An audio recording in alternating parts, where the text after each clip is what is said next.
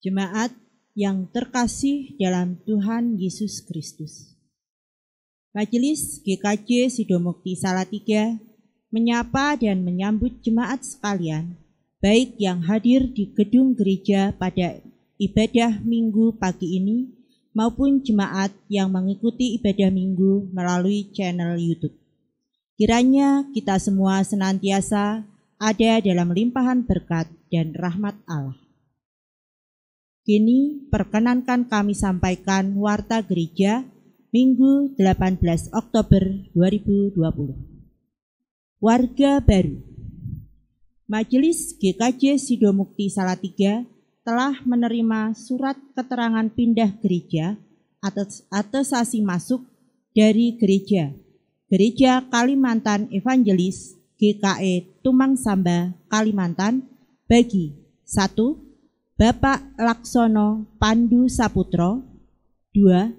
Ibu Catherine Nata Wirarindri yang beralamat di Jalan Seruni nomor 674 RT 06 RW 03 Sidorejolor Salatiga. Selanjutnya Bapak Laksono Pandu Saputro dan Ibu Catherine Nata Wirarindri masuk wilayah pelayanan wilayah 1 kelompok Lukas. Majelis mengucapkan selamat datang dan selamat bersekutu. Demikianlah warta gereja pada hari ini, Minggu 18 Oktober 2020. Sekarang marilah kita menyiapkan hati kita untuk memasuki ibadah kita.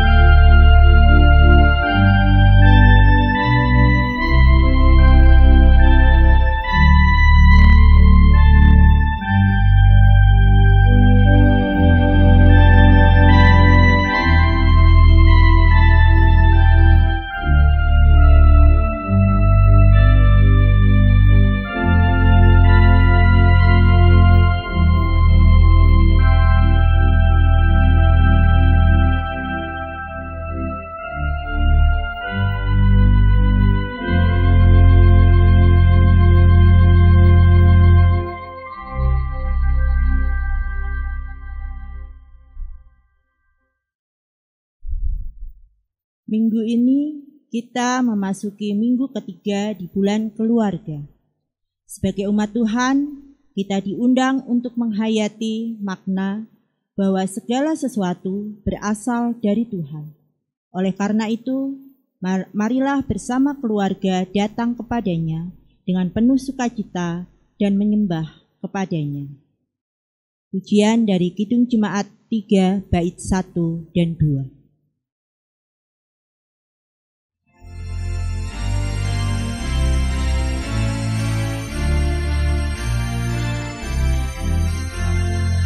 Kami puji dengan riang Dikau Allah yang besar, bagai bunga terima siang hati kami bermekar.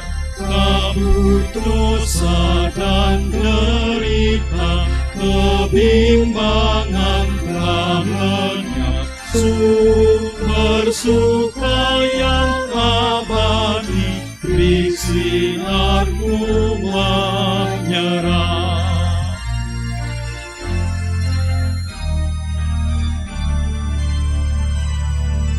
Kau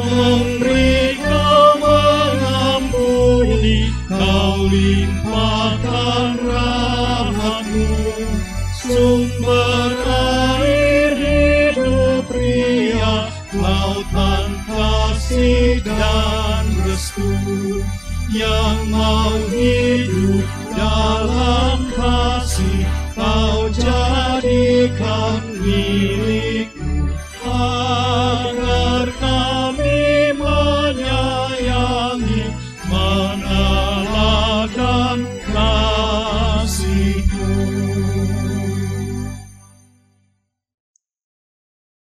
Pertolongan kita adalah di dalam nama Tuhan pencipta langit dan bumi, Allah yang kasih setianya kekal sampai selama-lamanya dan yang tidak pernah meninggalkan karya tangannya.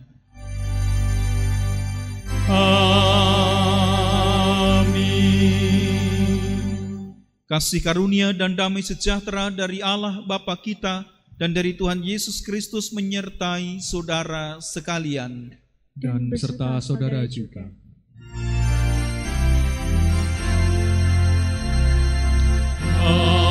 Amin, amin, amin, amin, amin, amin,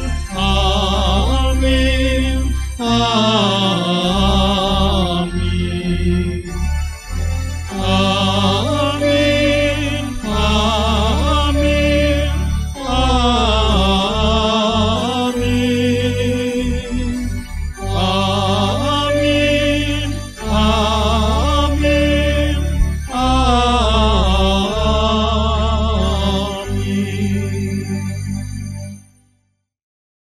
Yesaya 45 ayat 6. Supaya orang tahu dari terbitnya matahari sampai terbenamnya, bahwa tidak ada yang lain di luar Aku. Akulah Tuhan dan tidak ada yang lain. Demikianlah sabda Tuhan. Syukur kepada Allah. Jemaat, mari kita naikkan pujian dari pelengkap Kidung Jemaat 255.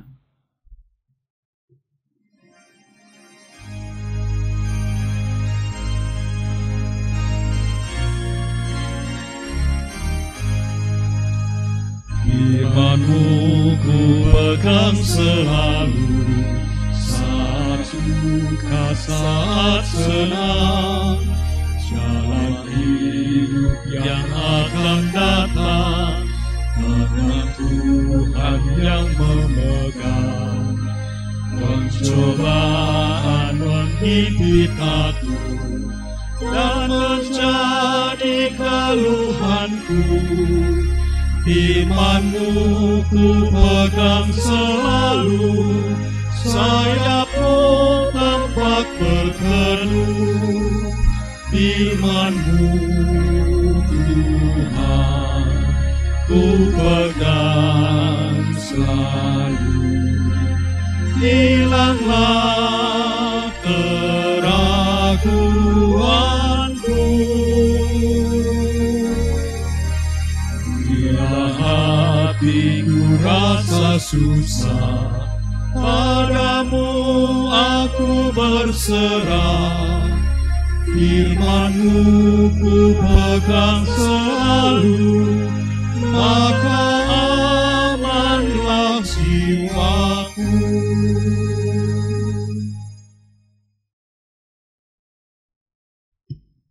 Saudara-saudara, jemaat yang mengasihi Tuhan, Tuhan mengendaki agar hidup kita berjalan dalam kebenaran dan kasih-Nya.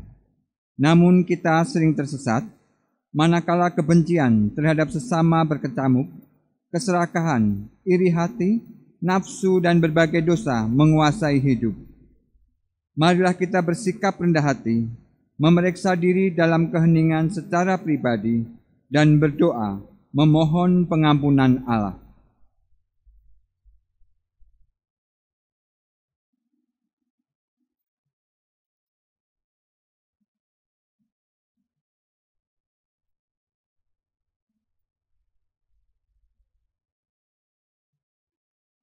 Saya mengaku kepada Allah yang Maha Kuasa dan kepada saudara sekalian bahwa saya telah berdosa dengan pikiran dan perkataan, dengan perbuatan dan kelalaian. Saya berdosa, saya sungguh berdosa.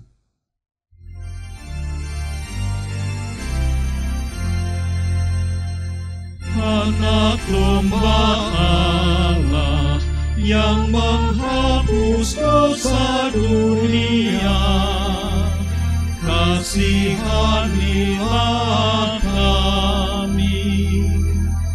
Anak domba Allah yang menghapus dosa dunia, kasihanilah kami. Anak domba Allah yang menghapus dosa dunia, berilah kami damai.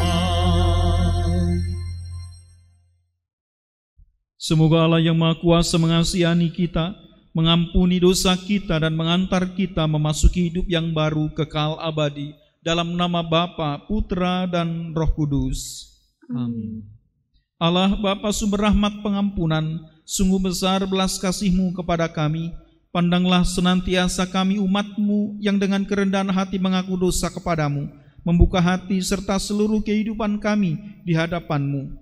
Kami senantiasa merindukan sabda penyelamatanmu yang menyapa kami umat-Mu, demi Kristus Putramu, Juru Selamat dunia. Amin. Kidung Jemaat 467 bait 1 dan 2.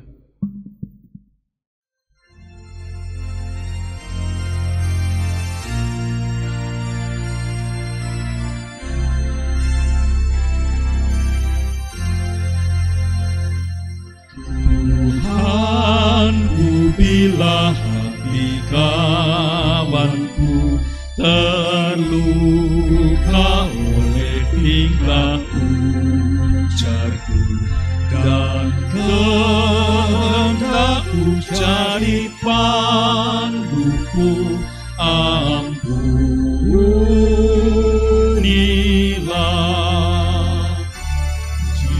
Jikalau tuturku tak semena dan aku tolak orang berkesah, pikiran dan tuturku bercela, ampunilah.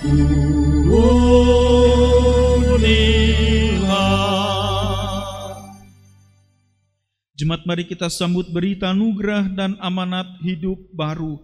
Belas kasihan Allah sungguh amat besar melampaui segala pelanggaran dan dosa kita, sebagaimana sabdanya yang menyatakan pengampunannya, tertulis dalam surat Paulus kepada jemaat di Efesus bab 2 ayat 8 dan 9. Sebab karena kasih karunia kamu diselamatkan oleh iman.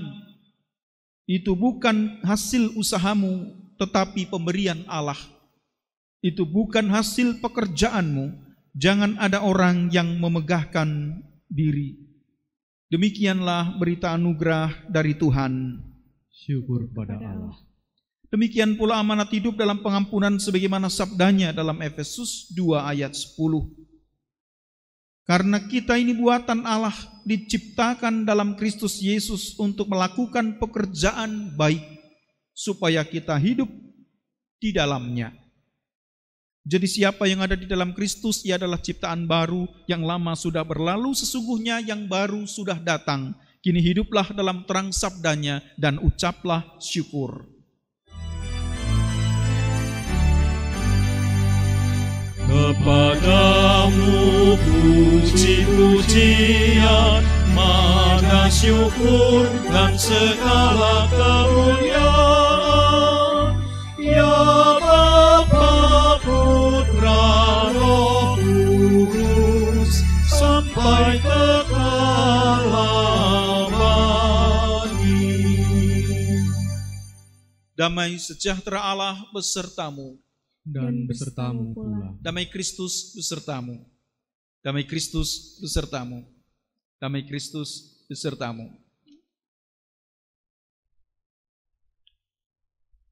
Kita sambut dengan pujian sambutan Mazmur 96.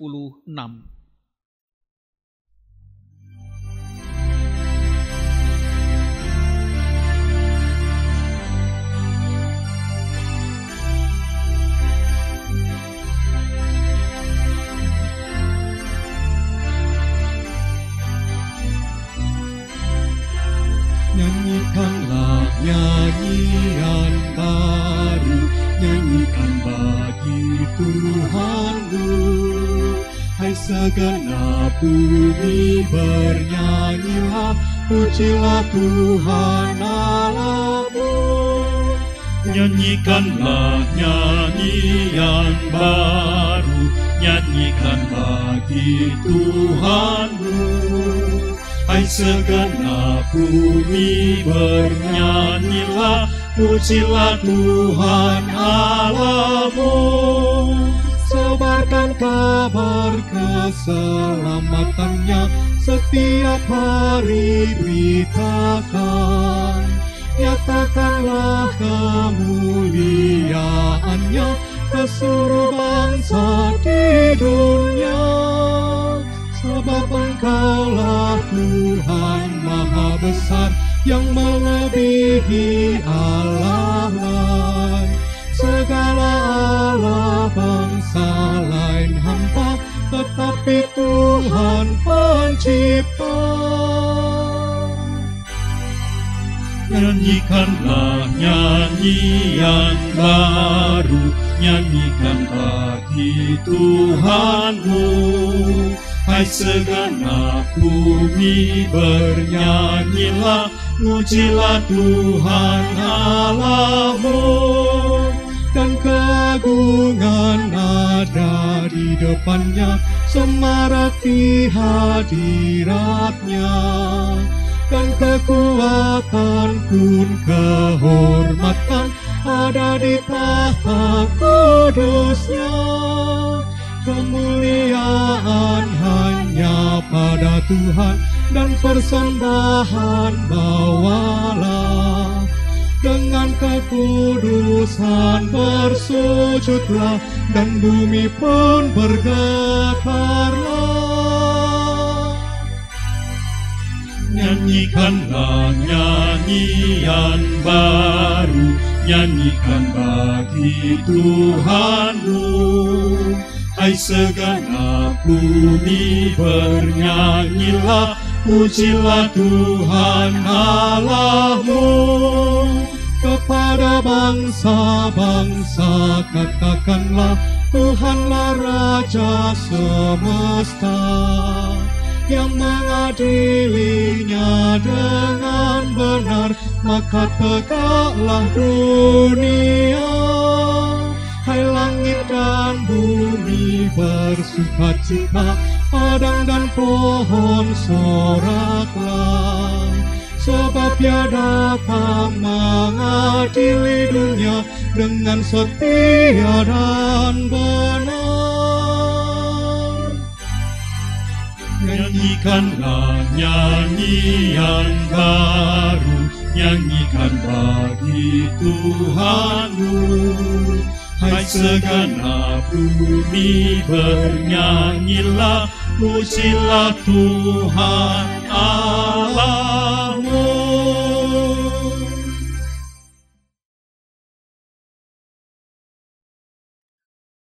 Jemaat yang terkasih dalam Tuhan Yesus Kristus, kita masuk dalam pelayanan Sabda Tuhan pada ibadah minggu ini. Mari sekarang kita mohon berkat pertolongan Roh Kudus di dalam doa.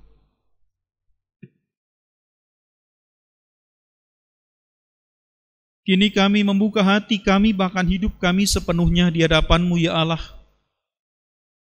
Kami siap untuk Engkau taburi dengan sabda-Mu, agar hidup kami diterangi senantiasa oleh sabda-Mu. Dan melalui hidup kami pun terpancarlah terang-Mu di sekeliling kami.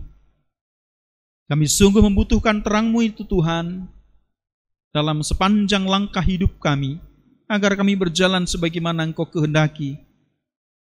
Ya Roh Kudus, kami memohon pertolongan-Mu. Jangan biarkan kami hanya menjadi pendengar yang setia, namun buatlah kami menjadi pelaku firman yang setia. Bersabdalah ya Bapa, kami bersedia untuk mendengarkannya. Di dalam Dikau sabda Allah sejati, Yesus Kristus Tuhan kami. Amin.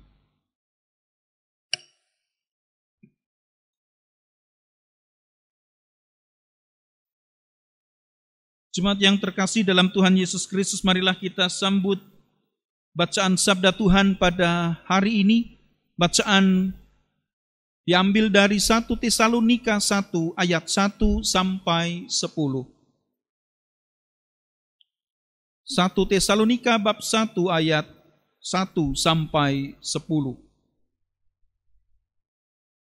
Dari Paulus, Silvanus, dan Timotius kepada jemaat orang-orang Tesalonika yang di dalam Allah Bapa dan di dalam Tuhan Yesus Kristus. Kasih karunia dan damai sejahtera menyertai kamu. Kami selalu mengucap syukur kepada Allah karena kamu semua dan menyebut kamu dalam doa kami. Sebab kami selalu mengingat pekerjaan imanmu, usaha kasihmu, dan ketekunan pengharapanmu kepada Tuhan kita Yesus Kristus di hadapan Allah dan Bapa kita. Dan kami tahu, hai saudara-saudara yang dikasihi Allah, bahwa Ia telah memilih kamu. Sebab Injil yang kami beritakan bukan disampaikan kepada kamu dengan kata-kata saja, tetapi juga dengan kekuatan oleh Roh Kudus dan dengan suatu kepastian yang kokoh. Memang kamu tahu bagaimana kami bekerja di antara kamu oleh karena kamu. Dan kamu telah menjadi penurut kami dan penurut Tuhan. Dalam penindasan yang berat, kamu telah menerima firman itu dengan sukacita yang dikerjakan oleh Roh Kudus. Sehingga kamu telah menjadi teladan untuk semua orang yang percaya di wilayah Makedonia dan Akhaya. Karena dari antara kamu, firman Tuhan bergema bukan hanya di Makedonia dan Akhaya saja, tetapi di semua tempat telah tersiar kabar tentang imanmu kepada Allah, sehingga kami tidak usah mengatakan apa-apa tentang hal itu. Sebab mereka sendiri bercerita tentang kami, bagaimana kamu sambut, dan bagaimana kamu berbalik dari berhala-berhala kepada Allah untuk melayani Allah yang hidup dan yang benar, dan untuk menantikan kedatangan anaknya dari surga, yang telah dibangkitkannya dari antara orang mati, yaitu Yesus yang menyelamatkan kita dari murka yang akan datang. Demikianlah sabda Tuhan. Syukur kepada Allah. Berbahagialah orang yang mendengarkan sabda Tuhan dan tekun melaksanakannya. Terpujilah Kristus. Haleluya.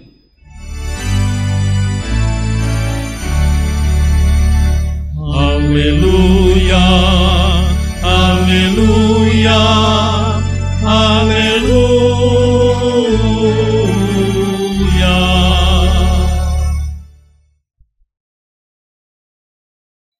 Jemaat yang terkasih dalam Tuhan Yesus Kristus, Tesalonika adalah ibu kota salah satu provinsi Romawi, Makedonia.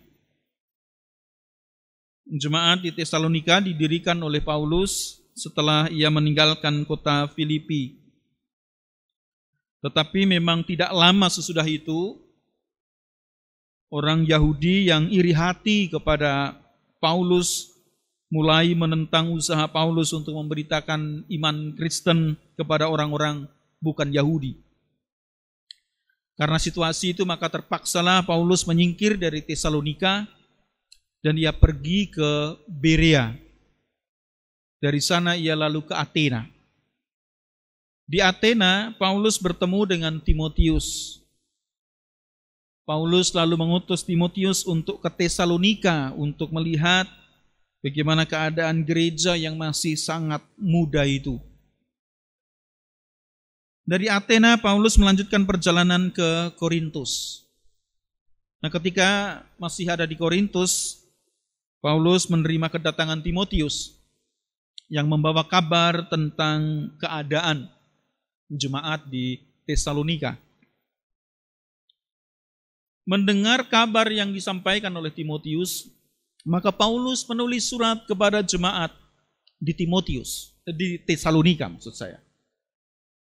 Laporan dari Timotius lalu membuat Paulus menulis surat kepada jemaat di Tesalonika, dan surat Tesalonika ditulis oleh Paulus untuk memberikan dorongan dan keteguhan kepada umat yang memang sedang ada di dalam tekanan karena iman itu.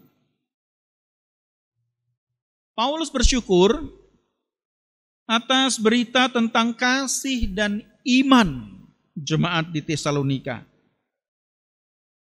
Ingat, situasinya memang sedang tidak mudah bagi jemaat di Tesalonika, gereja kecil, baru. Tetapi mereka sedang ada di dalam tekanan dan himpitan. Tetapi laporan dari Timotius yang didengar oleh Paulus, jemaat ini rupanya betapapun dalam tekanan dan himpitan, tetapi seperti yang dikatakan Paulus, ia bersyukur karena kasih, iman, ketekunan, pengharapan jemaat di Tesalonika yang rupanya bertumbuh. Nah, di awal suratnya memang Paulus menegaskan bahwa ia percaya pada apa yang didengarnya dari Timotius, sebab Paulus menyaksikan dan merasakan sendiri ketika Paulus masih ada di tengah-tengah jemaat Tesalonika waktu itu. Dengan sukacita Paulus memuji jemaat di Tesalonika atas semangat mereka, atas iman yang begitu tabah di tengah segala penderitaan, iman jemaat yang tabah di tengah segala tekanan dan himpitan itu. Nah, Paulus memang sedang menghadapi kecaman dengan mengingat situasi yang memang sedang dihadapinya pada waktu itu. Tetapi Paulus mengingat juga bagaimana jemaat di Tesalonika memiliki kemurnian motivasi. Dan salah satu pokok penting yang dibahas juga dalam surat Tesalonika oleh Paulus, Bapak Ibu dan saudara-saudara, adalah tentang kedatangan Kristus yang kedua kali. Dan kedatangan Kristus yang kedua kali itu juga lalu yang diajak oleh Paulus untuk menjadi kekuatan bagi umat, keteguhan, ketabahan bagi umat, bahwa Kristus yang akan datang akan memberikan kelepasan kepada umat. Jemaat Tesalonika ini jemaat masih baru, jemaat muda, namun mereka mendapat sebutan Paulus di ayat 6, kamu telah menjadi penurut kami dan penurut Tuhan. Saudara-saudara, kata penurut itu bahasa Yunaninya mimetai, dari kata mimeomai. Itu bisa berarti menyerupai, imitator, imitasi, kira-kira gitu. Nah, ini menarik kalau begitu. Bagaimana Paulus menyebut jemaat yang masih baru itu sudah menampakkan menyerupai Tuhan. Mimetai, menjadi imitasi. Jadi dalam penderitaan yang berat, Paulus mengatakan kamu telah menerima firman itu dan dengan sukacita yang dikerjakan oleh Roh Kudus.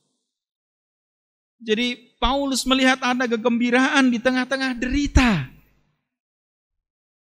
Tetap sukacita meski situasi berat menekan. Dan tentu Bapak Ibu dan saudara-saudara, ini menjadi sebuah gambaran yang menakjubkan. Ya, tentu saja ini semua oleh karena Roh Kudus, tentu saja. Tetapi Bapak Ibu dan saudara-saudara, menurut saya, jemaat di Tesalonika yang masih muda itu, yang menyerupai, yang meneladan Kristus itu, memancarkan kegembiraan yang hakiki, sebuah kegembiraan yang bukan karena keadaan baik, bukan karena fasilitas, bukan karena sedang dalam keadaan baik maka mereka bergembira, memiliki kegembiraan, tidak. Bukan karena keadaan baik, maka keadaan baik atau tidak, kegembiraan hakiki itu ada di dalam batin dan itu menjadi sikap batin. Ada kegembiraan batiniah yang tidak dipengaruhi oleh keadaan. Keadaan mau berubah seperti apapun, tetap ada kegembiraan, karena itu kegembiraan hakiki, kegembiraan batin, bukan karena keadaan. Dan lihat bagaimana sesungguhnya betapapun, ini memberikan indikasi sebetulnya, bagaimana umat di tengah situasi berat, dalam tekanan, dalam himpitan, karena memang situasi yang berat, tapi mereka tetap menjalankan segala sesuatunya, menjalankan kehidupannya dengan tertib, dengan teratur, penuh kasih dan optimis. Jadi betapapun dalam tekanan, betapapun dalam himpitan, betapapun dalam deraan kesulitan, tetapi mereka menata hidupnya untuk tetap tertib, untuk tetap teratur, maka kelihatan bagaimana semangat mereka penuh kasih dan optimis. Dan itu yang membuat jemaat di Tesalonika menjadi teladan bagi jemaat-jemaat di provinsi Makedonia dan provinsi Akaya. Itu sebutan Paulus bahwa jemaat ini menjadi teladan bagi jemaat-jemaat di dua provinsi itu, di Makedonia dan di Akaya. Saudara-saudara, saya kira ini inspirasi yang baik. Sebab umumnya orang menjadi tidak peduli dengan keteraturan, tidak peduli dengan kedisiplinan ketika semuanya sudah kacau. Maka orang tidak mau lagi menata hidupnya dalam keteraturan dan dalam kedisiplinan. Kalau sudah ambyar, ya sudahlah, cuek dengan hidup yang tertib, yang teratur. Menurut saya, kekuatan jemaat di Tesalonika justru ketika mereka tetap menjalankan kehidupan rutinnya dengan keteraturan. Yang artinya mereka menata hidupnya dan menjalaninya juga dengan serius. Jadi kalau tantangannya berat, ya maka hidupnya dijalannya juga dengan serius, ditata dalam keteraturan yang baik. Kekuatan mereka betapapun dalam himpitan dan tekanan justru oleh karena mereka menjalani kehidupan rutin mereka dengan keteraturan. Artinya, yang rutin berarti tidak selalu membuat jenuh loh. Artinya kan yang rutin tidak selalu berarti membuat jenuh, malah menguatkan. Banyak orang enggan melakukan sesuatu yang rutin karena itu dianggap tidak bermakna, membosankan, dan menjenuhkan. Padahal di sisi lain, yang rutin itu adalah cara kita menghargai keteraturan. Dan itu mengasah kita untuk menghadapi masa sulit. Melakukan hal yang rutin ternyata menjadi cara kita menghargai keteraturan dan itu mengasah kita untuk menghadapi masa sulit. Saya kira itu betul Bapak Ibu dan saudara-saudara. Semakin sulit tantangan kalau hidup tidak ditata dengan tertib dan teratur, ya semakin ambyar. Dan menjalani hal-hal yang rutin dalam rangka menghargai keteraturan ternyata itu cara untuk menguatkan diri menghadapi masa sulit juga. Ada contohnya Bapak Ibu dan saudara-saudara. Dietrich Bonhoeffer adalah seorang pendeta di Jerman yang martir, mati di tengah gantungan. Di tiang gantungan maksud saya, karena kekejaman Nazi. Ia mendekam di rumah tahanan, tidak lama, hanya kira-kira 100,5 tahun, lalu dia dijatuhi hukuman mati. Meskipun dia tahu bahwa ujung-ujungnya adalah tiang gantungan, namun itu tidak membuatnya kehilangan gairah hidup. Maka tahanannya memang tidak terlalu lama, lalu saya kira dia sudah tahu bahwa ujungnya adalah tiang gantungan. Tapi itu tidak pernah membuatnya menjadi kehilangan gairah hidup. Bahkan konon kabarnya Bonhoeffer meminta disediakan peralatan makan lengkap dan menyiapkan tata cara makan yang rapi meskipun menu yang sangat jelek. Yang namanya menu di rumah tahanan.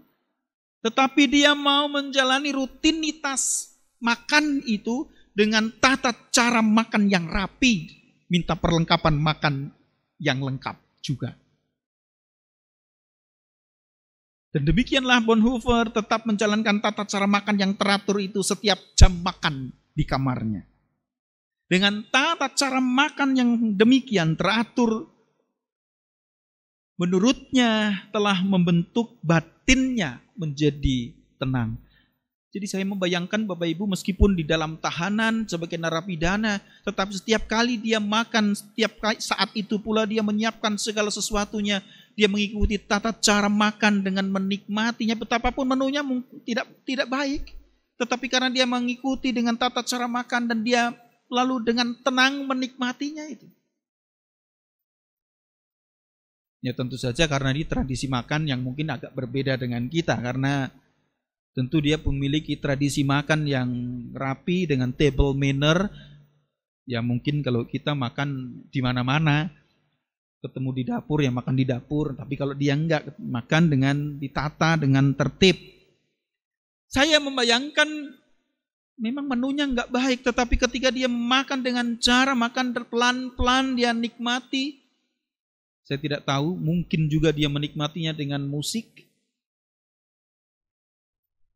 Itu membuat dan membentuk batinnya menjadi tenang.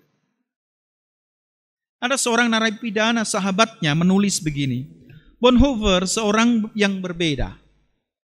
Ia sangat tenang dan tampak biasa. Tampak sempurna karena dapat bersikap santai. Jiwa dan batinnya benar-benar bersinar dalam gelap keputusasaan penjara kami. Dia adalah salah satu dari sedikit orang yang pernah saya temui, yang dalam dirinya Tuhan tampak nyata dan dekat dengannya. Ini kesaksian dari sekelilingnya bagaimana Bonhoeffer menjalaninya itu. Dan Bapak Ibu bisa membaca kisahnya di banyak literatur bagaimana dengan mantap pula Bonhoeffer menjemput tiang gantungan. Yang terlebih dahulu dia berdoa dan ada kesaksian yang melihat bagaimana dia sangat yakin terhadap apa yang didoakan. Bahkan dia mengirimkan surat sebelum tiang gantungan diterimanya. Telah berakhir, tapi bagiku ini awal kehidupan. Akhirnya, tapi bagiku ini adalah awal kehidupan. Bapak Ibu dan saudara-saudara yang kekasih dalam Tuhan Yesus Kristus, Pendeta Yoas Adi Prastyo dalam bukunya mengatakan begini, kata rutin berasal dari kata rute, yang menunjuk pada jalan yang harus ditempuh. Ia mengingatkan hidup adalah sebuah perjalanan yang memang harus dilakoni setiap saat. Jika kita pergi dari Salatiga ke Jakarta, dengan jalan darat lewat tol, kira-kira jaraknya 450-an kilometer, ditempuh 6 jam. Bukankah kita harus menempuh kilometer demi kilometer? Bahkan lebih dekat lagi, setiap meter pun kita harus tempuh sampai sekian puluh, sekian ratus kilo. Bukankah memang kita harus menempuhnya menit ke menit, demikian dari jam ke jam. Tanpa kesabaran, tidak mungkin jarak sepanjang itu bisa ditempuh. Jika Anda seorang pekerja yang harus menempuh jarak dari rumah ke tempat kerja, setiap hari rutin harus ditempuh, lalu mengerjakan pekerjaan rutin sesuai yang ditugaskan. Hanya dengan cara itu Anda mencari nafkah, menghidupi keluarga, dan bertanggung jawab pada kehidupan yang dipercayakan Tuhan. Saudara-saudara, ternyata rutinitas adalah cara terbaik untuk dengan setia dan tekun melakoni kehidupan ini sampai akhir. Apa yang rutin adalah wahana bagi manusia dalam ketertiban dan keteraturan memaknai kehidupan. Bagaimanapun keadaannya, dilakoni dengan kesabaran dan kesetiaan. Saya kira Bapak Ibu dan saudara-saudara ini menjadi sebuah inspirasi yang baik bagi kita semua. Bagaimana jemaat di Tesalonika betapapun dalam himpitan, dalam tekanan, tetapi mereka tetap menjalani kehidupannya dengan kegembiraan dan kegembiraan yang lahir dari keteraturan hidup. Dijalaninya dengan tekun dan sabar, tertib, teratur, penuh kasih, optimis. Itu kegembiraan yang bukan karena keadaan. Keadaan bisa datang silih berganti dan berbeda-beda. Nah, tidak banyak orang yang mencoba untuk membangun tradisi keteraturan dan ketertiban itu juga dalam kehidupan keluarga. Saya membayangkan ketika hidup keluarga Tuhan juga dibangun dalam keteraturan, dalam ketertiban. Betapapun itu rutin dijalani, tetapi itu dalam keteraturan dan dalam kedisiplinan. Bahkan dijalaninya juga dengan penuh kasih, tekun dan sabar. Saya kira itu menjadi sebuah cara bagaimana dengan tekun dan sabar untuk menjalani kehidupan ini. Maka hati menjadi tenang, saya kira. Situasinya mungkin akan semakin sulit. Tantangan semakin besar untuk dihadapi. Tapi ketika orang menjalani hidupnya dengan tertib, teratur, dan apa yang rutin dijalaninya juga dengan dimaknai dan dihayati sungguh-sungguh, saya kira itu membentuk pribadi yang lebih tenang. Maka tidak akan bergejolak ketika situasinya berat, bahkan ketika ambyar sekalipun. Jadi ingat saudara-saudara, dengan cara yang berbeda, kita ingat Didi Kempot yang memberi pengajaran filosofi unik bagi kita. Hampir mirip tapi dengan sedikit berbeda. Tidak usah berontak ketika kepahitan dan rasa sakit datang. Kata Didi Kempot, ya dijogeti aja. Urip ora iso diragati nganggo tangismu. Ambyar tak jogeti. Rasanya orang Kristen seharusnya menjadi bagian gitu ya dari filosofi sobat ambyar ini. Apa itu? Menari di tengah kelamnya hidup. Maka ini akan menjadi sebuah kegembiraan yang hakiki. Nah, Bapak Ibu dan saudara-saudara yang kekasih dalam Tuhan, sebagai pribadi, sebagai keluarga, kita masih ada di minggu ketiga bulan keluarga. Seni merawat keluarga. Maka setiap keluarga pasti punya salib. Setiap keluarga pasti memiliki berbagai macam tantangan dan bahkan kesulitan. Beban, persoalan dalam kehidupan rumah tangga. Tapi mari menjadi pribadi-pribadi yang dibentuk menjadi pribadi yang lebih tenang, yang bisa tetap memiliki kegembiraan hakiki, atau seperti Didi Kempot tetap bisa menari di tengah kekelaman hidup. Betapapun kita akan menjalani kehidupan di tengah keluarga dengan rutinitas. Tapi rutinitas yang dalam konteks kita menjadi positif, kita jalani dalam keteraturan, dalam ketertiban, dalam kedisiplinan, sebagai cara yang dengan tekun kita untuk melakoni kehidupan kita. Sama seperti ketika kita harus menempuh perjalanan.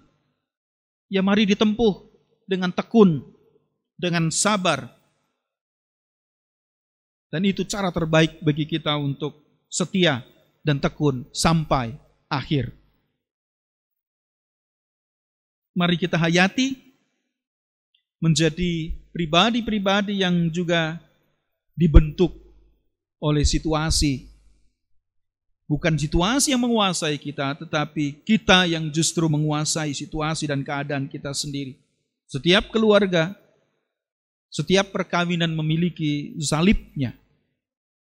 Tapi mari, dengan situasi yang demikian kita tidak menjadi anak-anak Tuhan yang meratapi nasib. Mari menari di tengah kelaman hidup sekalipun.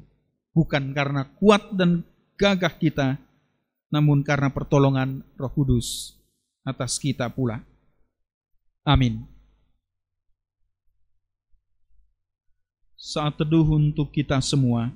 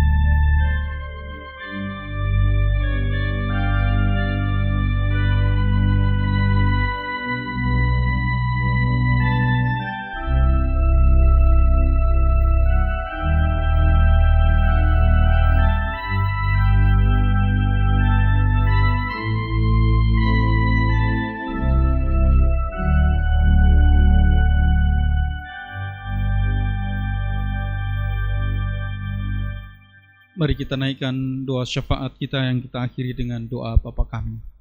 Kita berdoa.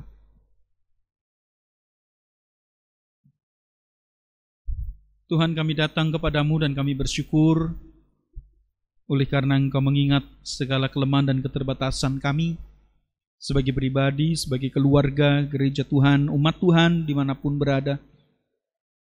Hari ini kami belajar dari umat Tuhan di Tesalonika.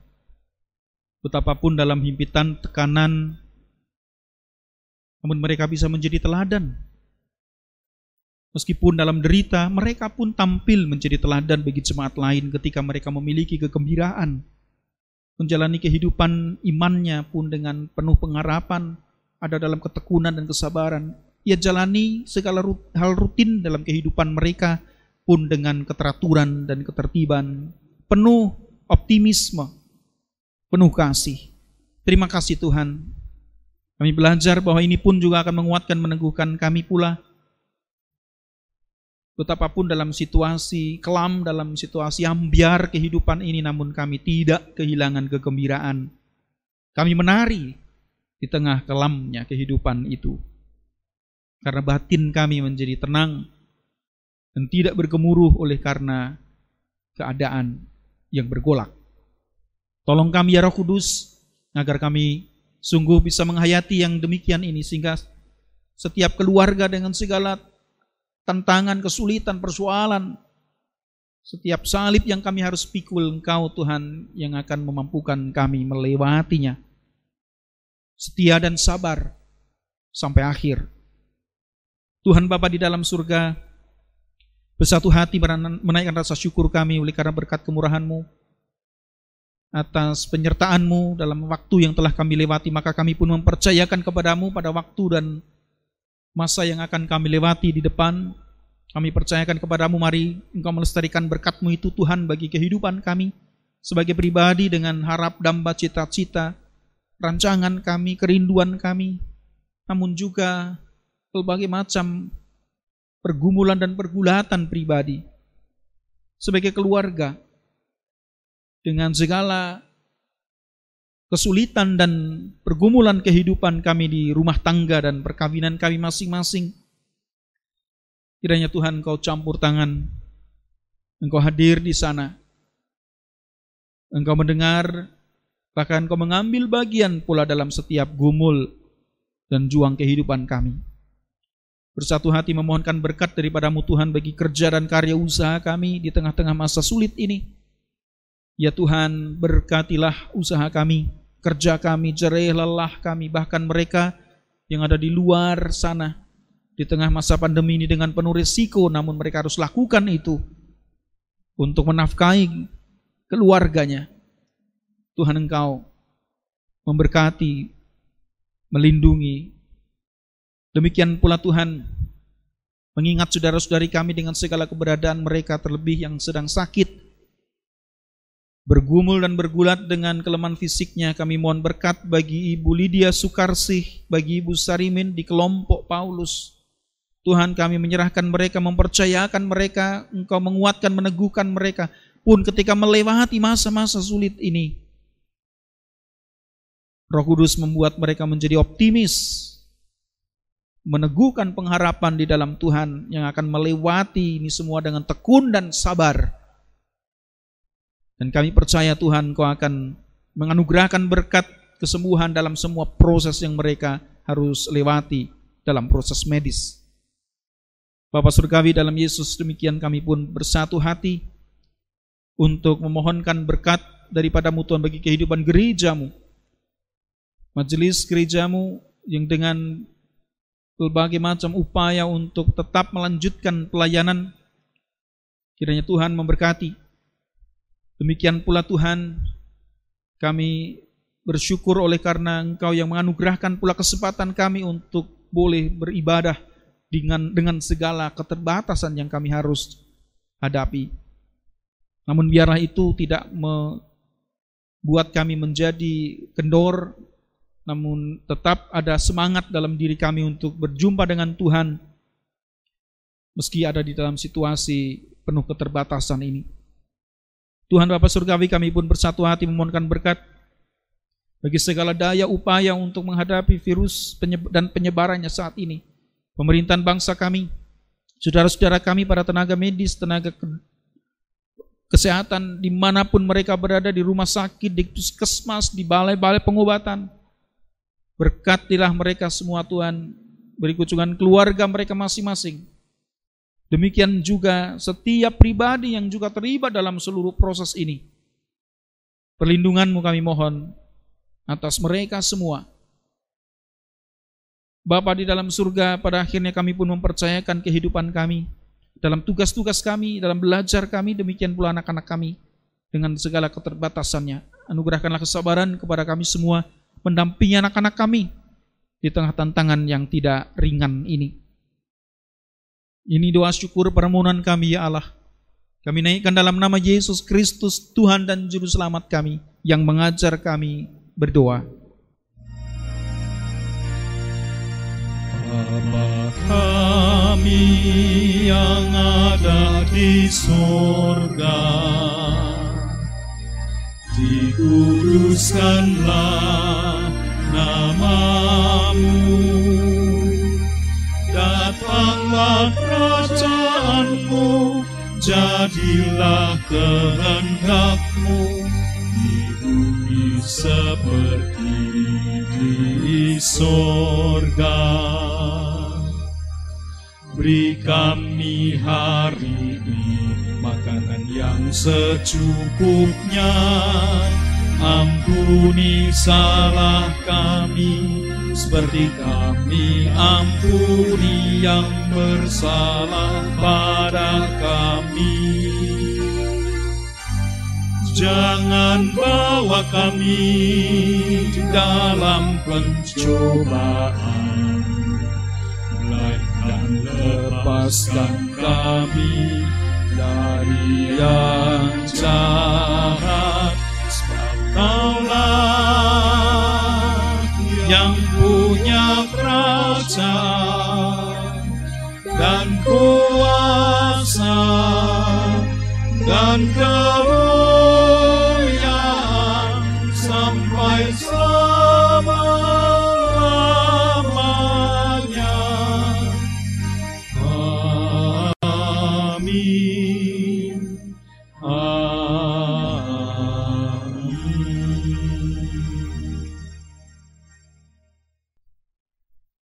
Jemaat yang terkasih di dalam Tuhan, pada saat ini kita diberikan kesempatan untuk mempersembahkan sebagian yang telah Tuhan berikan pada kita sebagai ungkapan syukur. nat persembahan atau pembimbing saya ambil dari Roma 11 ayat yang ke-36. Demikian firman Tuhan.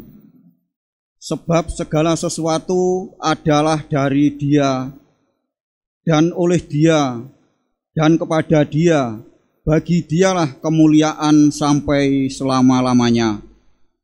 Pujian persembahan kita ambil dari Kidung Jemaat 363 bait 1 dan 2.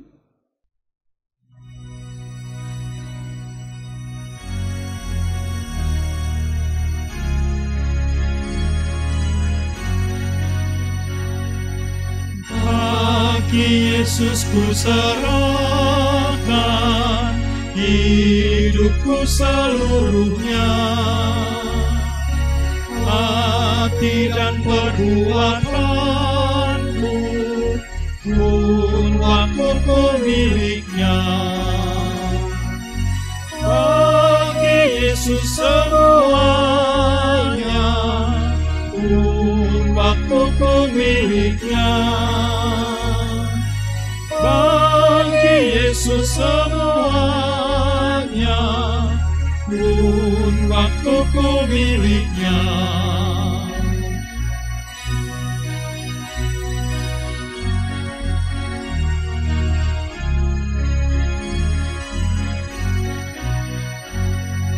Tanganku kerja baginya, kakiku mengikutnya, mataku memandang Yesus, yang ku puji Dialah. Bagi Yesus semuanya, yang ku puji Dialah. Bagi Yesus semuanya, yang ku puji Dialah. Persembahan mari kita serahkan di dalam doa dan kami hantarkan. Bapa yang ada di surga, yang kami sembah di dalam Tuhan kami Yesus Kristus, pada saat ini kami kembali menghadap hadirat-Mu ya Tuhan. Kami mengucapkan puji syukur dan terima kasih karena Tuhan telah menyertai, memberkati kami di sepanjang ibadah saat ini. Terima kasih Engkau telah memberikan firman kepada kami. Tuhan, kiranya Engkau sendiri yang akan menyertai juga kepada kami, sehingga firman yang begitu baik ini tidak kami simpan saja di dalam hati, namun kami, Tuhan, Engkau memampukan untuk mewujudkan di dalam kehidupan kami hari lepas hari. Bapa yang ada di surga, terima kasih Tuhan telah berkenan untuk memberikan waktu kami mempersembahkan. Bapa yang di surga, persembahan ini kami serahkan ke tangan kuasa-Mu, yaitu persembahan mingguan, bulanan, persembahan peralenan, persembahan pembangunan, juga persembahan pendidikan dan persembahan yang lain-lain. Kiranya Tuhan yang Maha Baik, kami mohon Tuhan terima, Tuhan berkati sebagai sarana untuk mewujudkan di dalam kehidupan bergereja kami di GKJ Sidomukti. Kami berdoa Tuhan untuk saudara-saudara kami yang telah Engkau tugasi untuk mengelola persembahan ini. Kiranya Tuhan yang akan memampukan sehingga persembahan ini dapat dipergunakan dan sesuai dengan kehendak Tuhan. Bapa yang ada di surga, pada akhirnya kami akan mengakhiri doa pada saat ini atau ibadah saat ini. Kami mohon Tuhan menyertai dan memberkati kami untuk selanjutnya aktivitas kami. Bapa yang ada di surga, inilah seru doa permohonan kami, doa yang jauh dari sempurna ini Tuhan. Hanya kami panjatkan di dalam Putra-Mu yang tunggal, Tuhan kami Yesus Kristus. Terima kasih ya Bapa. Amin. Amin. Bapak, Ibu, dan saudara-saudari yang dikasihi Tuhan, marilah kita bersama-sama memperbarui pengakuan kita dengan pengakuan iman rasuli.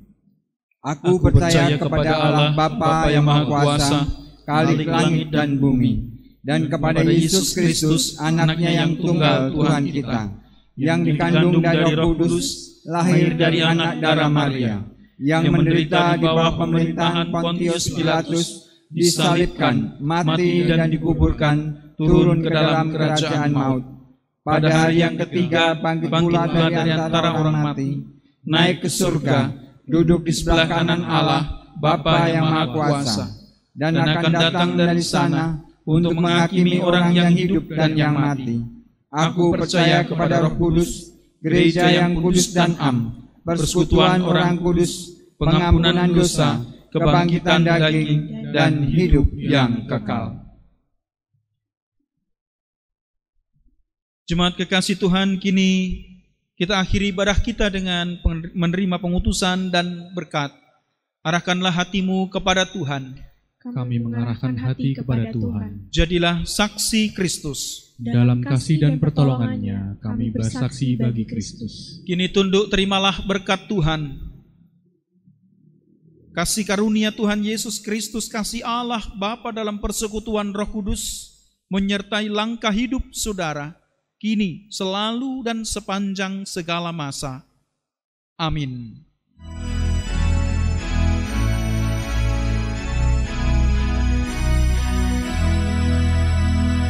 Amin. Amin.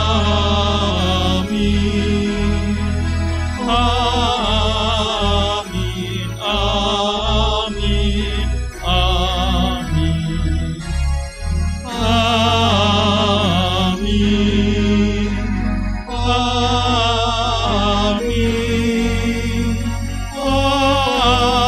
Amin. Amin. Amin. Amin. Pelengkap Kidung Jemaat 289 bait 1 dan 3 sebagai pujian penutup kita. Keluarga hidup indah.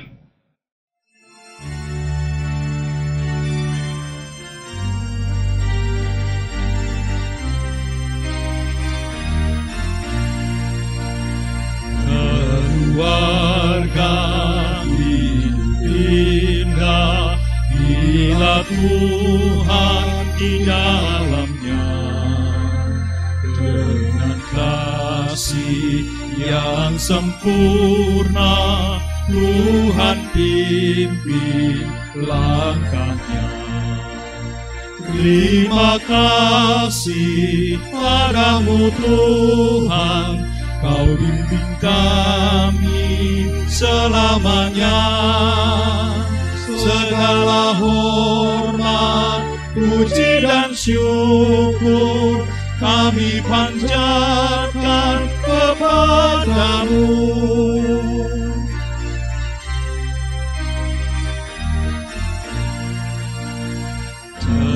Keluarga hidup indah bila Tuhan pemimpinnya, dalam suka, dalam duka, kita dalam tangannya.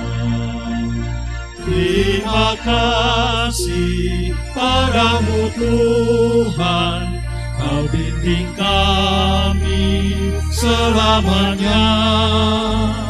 Segala hormat, puji dan syukur kami panjatkan kepadamu.